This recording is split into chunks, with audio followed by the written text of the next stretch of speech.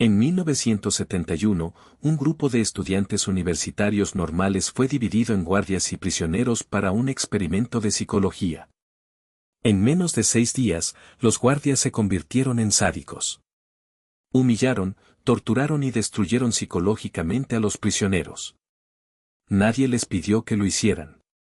Simplemente les dieron un uniforme y poder. Y lo más aterrador es que ese no es ni de cerca el experimento más perturbador de la historia. Hoy vamos a recorrer 8 experimentos que realmente ocurrieron. Con personas reales. Aprobados por gobiernos y universidades. Y te advierto, cada experimento que vamos a ver es peor que el anterior. Algunos de estos experimentos cambiaron la ciencia para siempre. Otros cambiaron la ética para siempre.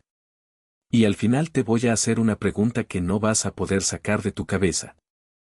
Experimento número 1. Los perros de Pavlov. Empezamos suave. En 1897, el fisiólogo ruso Iván Pavlov estaba estudiando la digestión de los perros. Notó algo curioso, los perros empezaban a salivar antes de recibir comida. Solo con escuchar los pasos del asistente que les traía la comida, ya salivaban. Pavlov decidió probarlo de forma controlada. Cada vez que les daba comida, hacía sonar una campana. Después de repetirlo varias veces, sonó la campana sin dar comida. Los perros salivaron igual. Había descubierto el condicionamiento clásico. Tu cerebro hace exactamente lo mismo. El sonido de una notificación en tu teléfono te genera una respuesta inmediata. No porque la notificación sea importante, sino porque tu cerebro fue condicionado para reaccionar. Cada vez que escuchaste ese sonido y había algo interesante, se creó una asociación. Pavlov descubrió cómo funciona la adicción 100 años antes de que existieran los smartphones. El experimento en sí no fue cruel. Pero lo que hicieron con su descubrimiento después sí lo fue. Experimento número 2. El pequeño Albert. En 1920, el psicólogo John Watson quiso probar si podía crear una fobia en un bebé. Tomó a un bebé de 9 meses llamado Albert. Albert no le tenía miedo a nada. Le mostraron una rata blanca y Albert jugaba con ella feliz. Entonces Watson empezó el condicionamiento. Cada vez que Albert tocaba la rata, Watson golpeaba una barra de metal detrás de su cabeza produciendo un ruido aterrador. El bebé lloraba del susto. Después de repetirlo varias veces, Albert empezó a llorar solo con ver la rata. Sin el ruido. Watson había creado una fobia artificial en un bebé. Pero no se detuvo ahí. El miedo se generalizó. Albert empezó a tener miedo de cualquier cosa peluda, conejos, perros, abrigos de piel, incluso una máscara de Santa Claus con barba. Watson nunca revirtió el condicionamiento. Nunca curó a Albert. El niño fue retirado del hospital poco después y los investigadores nunca le dieron seguimiento. Durante décadas nadie supo qué pasó con él. Investigaciones recientes sugieren que Albert murió a los 6 años por una enfermedad neurológica. 6 años. Vivió toda su corta vida con un miedo que un científico le implantó a propósito. Experimento número 3. El experimento de Milgram. En 1961, el psicólogo Stanley Milgram quería entender cómo los nazis convencieron a personas normales de cometer atrocidades. Su pregunta era simple: ¿la gente obedecería órdenes de hacer daño a otra persona solo porque una figura de autoridad se lo pidió? El diseño fue así: un participante era el maestro y debía hacer preguntas a un alumno en otra habitación. Si el alumno respondía mal, el maestro debía darle una descarga eléctrica. Cada respuesta incorrecta, la descarga aumentaba. Las descargas no eran reales. El alumno era un actor que gritaba de dolor simulado. Pero el maestro no lo sabía. Creía que realmente estaba electrocutando a alguien. Cuando los maestros dudaban, el investigador les decía con voz calmada: el experimento requiere que continúe. Eso era todo. No los amenazaban. No los obligaban. Solo una frase.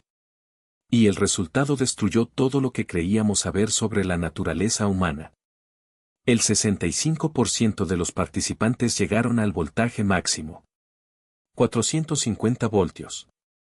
Marcado como peligro de muerte. Siguieron presionando el botón mientras escuchaban gritos de dolor, súplicas para parar y finalmente silencio absoluto. 2 de cada 3 personas normales fueron capaces de potencialmente matar a un extraño porque un hombre con bata de laboratorio les dijo que continuaran. Experimento número 4. La prisión de Stanford.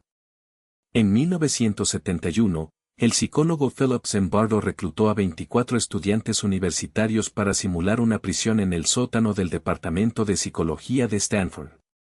La mitad fueron asignados como guardias. La otra mitad como prisioneros. El experimento debía durar 2 semanas. Duró 6 días. En 36 horas, los guardias empezaron a abusar de los prisioneros. Los despertaban a las 2 de la mañana para conteos. Los obligaban a hacer flexiones. Les quitaban los colchones. Un guardia, que después fue conocido como John Wayne, inventó castigos creativos, obligaba a los prisioneros a limpiar retretes con las manos.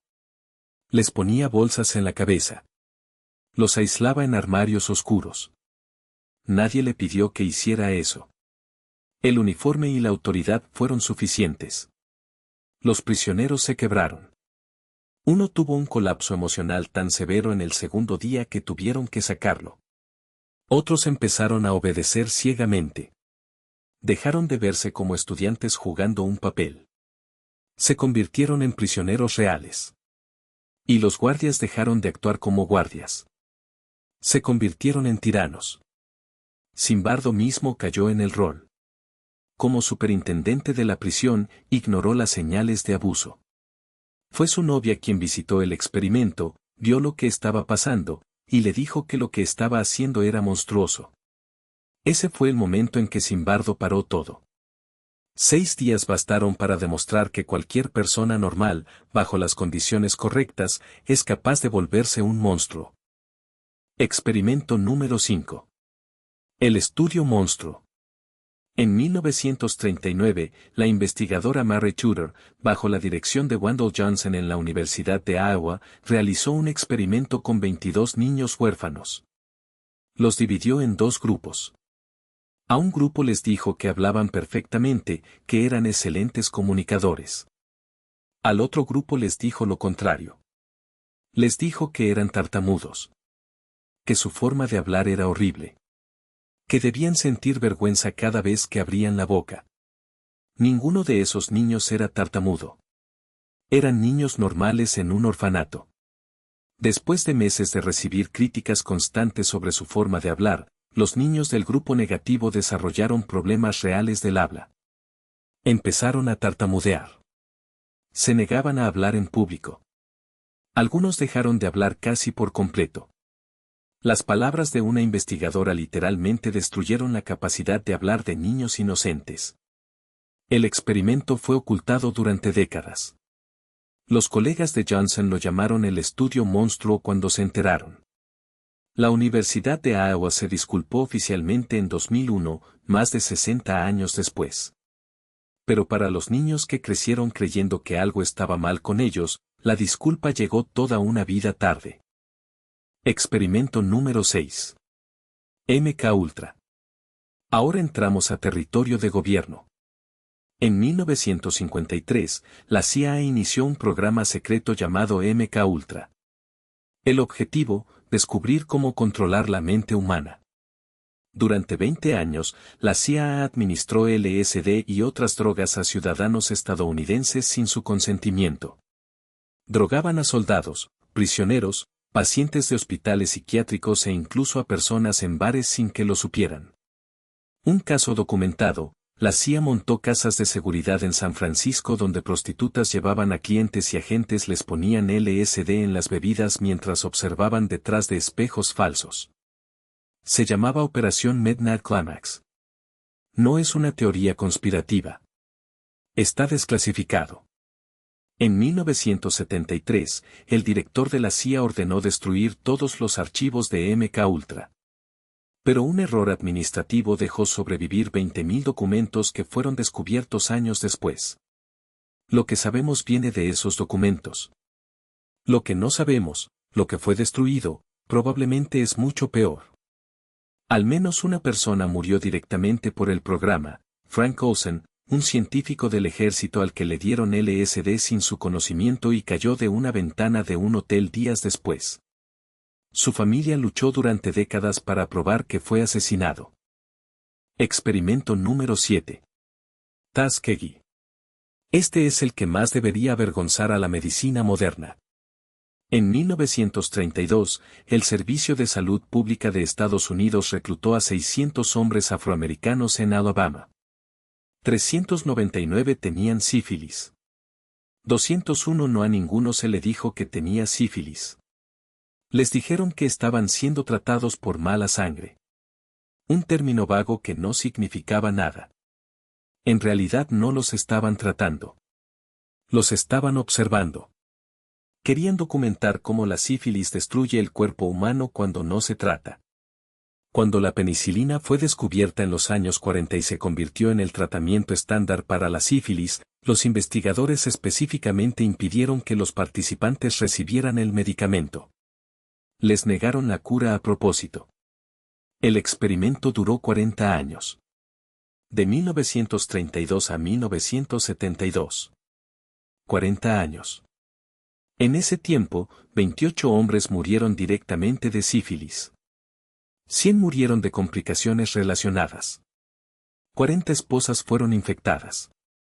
19 hijos nacieron con sífilis congénita. Todo porque un grupo de médicos decidió que observar la enfermedad era más importante que curarla.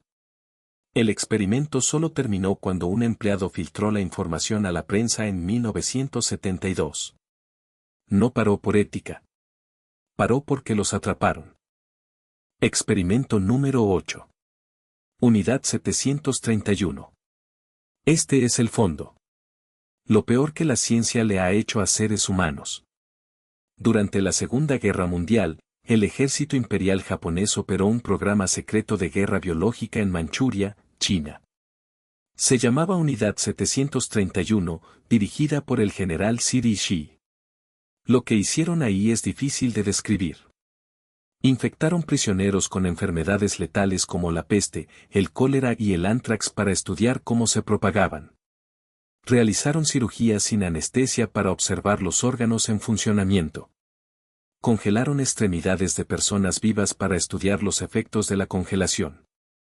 Probaron armas biológicas en poblaciones civiles enteras. Se estima que entre 3.000 y 12.000 personas murieron dentro de las instalaciones. Y las armas biológicas que desarrollaron mataron a cientos de miles de civiles chinos. Pero lo que hace este caso único no es solo la brutalidad. Es lo que pasó después. Cuando terminó la guerra, Estados Unidos ofreció inmunidad total a Ishii y sus científicos a cambio de los datos de sus experimentos. Ninguno fue juzgado por crímenes de guerra.